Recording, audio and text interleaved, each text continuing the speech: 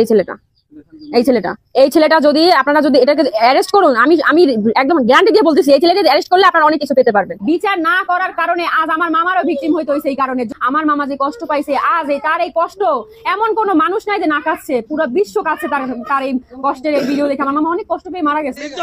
চাঁদা খায়, জানেন, ভাগ পায়, কোটি কোটি টাকা চাঁদার ভাগ পায়, কোটি কোটি টাকা জানেন। সব নেতা চলে চাঁদার টাকা দিয়া। কোন কাম করে, কোন নেতা কাম করে, কইতে হবে যে আমি কাম করি না ভাই। সব নেতারা খায় চাঁদার টাকা, চাঁদার টাকা খাইয়া সব নেতার সংসার চলে, আর বাচ্চা কাছে পড়ালেখা করে চাঁদার টাকা দিয়া। আসিতেছে অপারেশন ডেভিল হ্যান্ড, আবারও আসিতেছে। এবার আওয়ামী লীগকে ধরার জন্য নয়, এবার আসিতেছে 11 মাসে যারা সন্ত্রাসী, চাঁদাবাজি আর দুর্নীতি করেছে তাদেরকে ধরার জন্য। নাহিদ ইসলাম, হাসনাত আব্দুল্লাহরা, পিনাকি ভট্টাচার্য, জামাত শিবির চরমনাই দিচ্ছে ডাক। 3 আগস্ট সবাই প্রস্তুতি নিন, জরুরি ভিত্তিতে। এই ছেলেটা যদি আপনারা যদি এটাকে অ্যারেস্ট করুন, আমি একদম গ্যারান্টি দিয়ে বলতেছি, এই ছেলেকে অ্যারেস্ট করলে আপনারা অনেক কিছু পেতে পারবেন। বিচার না করার কারণে আজ আমার মামারও ভিকটিম হইতে হইছে। এই কারণে আমার মামা যে কষ্ট পাইছে, আজ তার এই কষ্ট এমন কোন মানুষ নাই যে না কাঁদছে, পুরো বিশ্ব কাঁদছে তার এই কষ্টের এই ভিডিও দেখে। আমার মামা অনেক কষ্ট পেয়ে মারা গেছে। 4টা ক্রেডিট কার্ড ছিল, ভিসা ক্রেডিট কার্ড, এবং হচ্ছে আপনার টাকা ছিল, ক্যাশ ছিল। আমার মামার সর্বনিম্ন ক্যাশ যদি নাও থাকে 50,000 টাকার মতো থাকে, তাহলে আমরা সেগুলো কিছুই পাই নাই। এবং হচ্ছে আমার হচ্ছে যে ওই কার্ডগুলো উদ্ধার করার জন্য আপনারা বলেন, তদারকি করতে বলেন, এবং হচ্ছে 2টা যে মোবাইলের মধ্যে অনেক এভিডেন্স আছে, হ্যাঁ আপনারা পেয়ে যাবেন। আর যেগুলো আপনারা আমরা না জানতে পারছি সেগুলো আপনারা জানতে পারবেন, কারণ এর পিছনে তো অনেক বড় একটা ষড়যন্ত্র চলছিল। কারণ দেখবেন যারা মারছে তাদের পিছনে অনেক বড় হাত আছে। আমি একটা জিনিস খেয়াল করছি, আপনার ওই যে প্রথম যে মারা একদম আমার মামা যখন মারা গেছে, তারপর কিন্তু ট্রেনে তার রাস্তা আনা হয়েছে, এবং একটা সাদা শার্ট এবং সাদা প্যান্ট পরা একটা লোক ছিল। ওই লোকটা ওইখানে প্রত্যেককে শেল্টার দিচ্ছিল, এবং সে এমন ভাবে ওখানে ট্রাফিকের দায়িত্ব পালন করতেছে। আসলে কিন্তু না, সে হচ্ছে ব্যাঙ্গারিগুলোকে সাইড করছে, সাইড করে তারপরে ভিতরে সব আমার ওই সন্ত্রাসীগুলোকে ভিতরে ঢুকাইছে, তারপর ওরা আমার মামাকে ওইখানে বসে মারছে, আর ওইখানে বসে শেল্টার দিচ্ছে। এই লোককে, সেই লোকটা আপনারা বের করবেন, এই লোকটা, এবং পুলিশকে বলবেন যে এটা অতি দ্রুত এটাকে আইনের আওতায় আনা হোক। হ্যাঁ, আরেকটা ছেলে আছে, এই যে আমি দেখাচ্ছি আপনাদের ছেলেটাকে, এই ছেলেটাকে অতি দ্রুত আওতায় আনা হোক। এটা অনেক কিছু পেয়ে যাবেন, অনেক কিছু, যদি এটাকে দেখেন। এই ছেলেটা যদি আপনারা যদি এটাকে অ্যারেস্ট করুন, আমি একদম গ্যারান্টি দিয়ে বলতেছি, এই ছেলেকে অ্যারেস্ট করলে আপনারা অনেক কিছু পেতে পারবেন, অনেক কিছু পাবেন।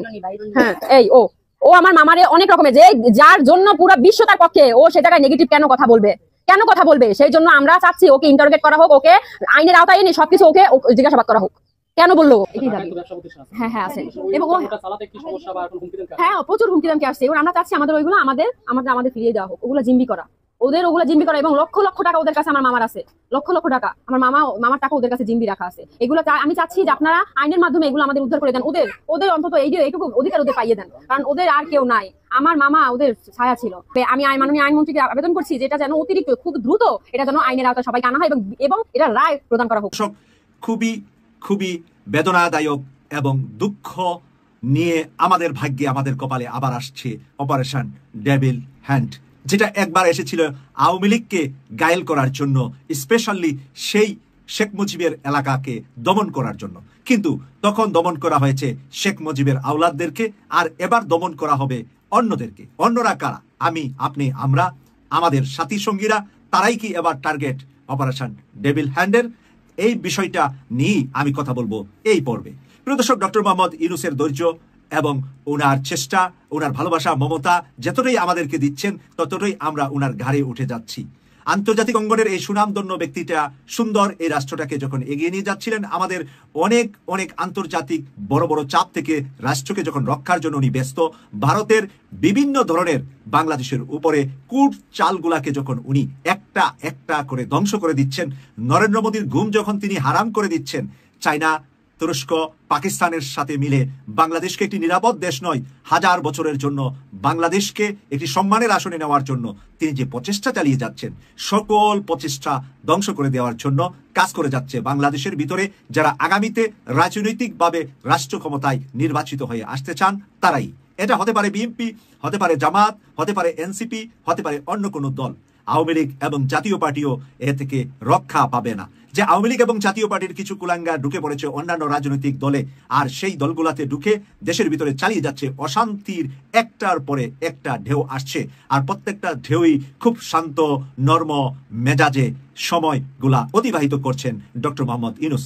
ক্যামেরার সামনে, মিডিয়ার সামনে জাতির উদ্দেশ্যেও কোনো কথা বলছেন না, তিনি শুধু কলম দিয়ে এক লাইন লিখে দিচ্ছেন, আর সেই এক লাইন লেখাই যেন আমাদের জন্য আগামীতে একটি বড় মাপের ঢেউ আসবে ডক্টর মোহাম্মদ ইউনূসের মহাপরিকল্পনায় অপারেশন ডেভিল হ্যান্ড 2। যেটা ডেভিল হ্যান্ড 1 ছিল আওয়ামী লীগের জন্য, এবারে ডেভিল হ্যান্ড 2 থাকবে মুক্তিযোদ্ধাদের জন্য, 24-এর মুক্তিযোদ্ধাদের জন্য, যারা 24 সালে মুক্তিযুদ্ধ করে দেশ শাসন করেছিলেন, দেশকে ক্ষমতা আওয়ামী লীগ থেকে বের করে এনেছিলেন। তাদের মধ্য থেকেও অনেকে এই অপারেশন ডেভিল হ্যান্ড 2 এর মধ্যে পড়ে যাবেন, কারণ আপনারা এরই মধ্যে 11 মাসে বহু অন্যায়, বহু অপরাধ করেছেন। এবার আপনাদের কোনো দলীয় পরিচয় থাকবে না, থাকবে শুধু অপরাধীর পরিচয়। অপরাধী কে, তার বাবার নাম কে, তার ঠিকানা কি, টেকনাফ থেকে তেতুলিয়া, রূপসা থেকে পাথুরিয়া। অপারেশন ডেভিল হ্যান্ড 1টা হয়েছিল শুধুমাত্র বৃহত্তম ফরিদপুর জেলার কিছু অংশে, যেখানে শেখ মুজিবের উত্তরসূরিরা উৎপাত বেশি করেছিলেন।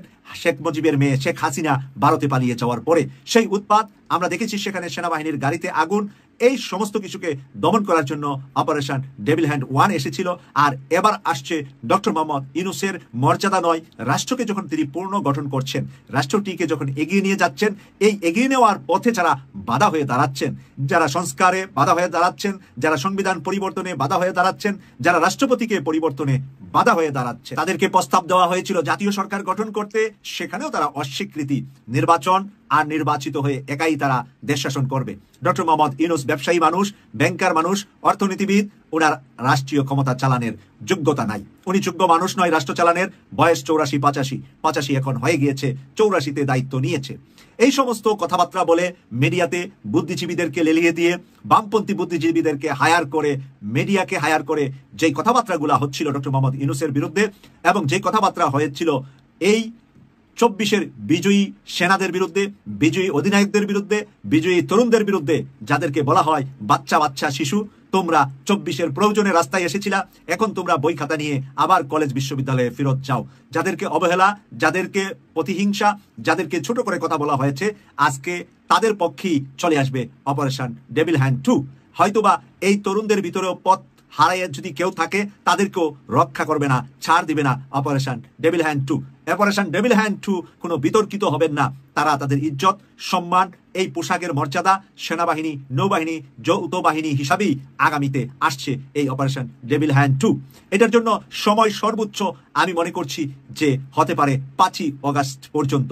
5ই অগাস্ট পর্যন্ত কূটনৈতিকভাবে রাজনৈতিক দলগুলোর সাথে, কূটনৈতিক বুদ্ধিতে, কূটনৈতিক পরামর্শে রাজনৈতিক দলগুলোর নেতৃবৃন্দের সাথে সর্বোচ্চ সমঝোতায় আসার চেষ্টা করবে ডক্টর মোহাম্মদ ইউনূস। সবার সমঝোতায়, সবার আন্তরিকতায় যদি 5ই অগাস্টের ভিতরে নতুন সংবিধান দেওয়া যা, রাষ্ট্রকে নতুনভাবে পরিচালনা করা যা, চুপ্পুকে বাতিল করে নতুন রাষ্ট্রপতি নিয়োগ করা যা, এই সমস্ত কাজে যদি সকল রাজনৈতিক দলগুলার স্বতঃস্ফূর্ত আন্তরিকতা পান, তাহলে অপারেশন ডেভিল হ্যান্ড 2 হয়তোবা আমাদের জন্য কাল হয়ে আসবে না, সেটা হয়তোবা বন্ধ হবে। তবে খুব রিসেন্টলি শোনা যাচ্ছে তা রেডি এবং প্রস্তুতি নিচ্ছেন তারা, শক্ত হাতে ডক্টর মোহাম্মদ ইউনূসের পারমিশন পেলেই মাঠে নামবেন। ডক্টর মোহাম্মদ ইউনূস 2 কলমে যেটা 2টি ওয়ার্ড দিয়ে লিখে দিবেন, সেটাই হবে আগামীতে বাংলাদেশের ভাগ্য, রাজনীতিবিদদের ভাগ্য।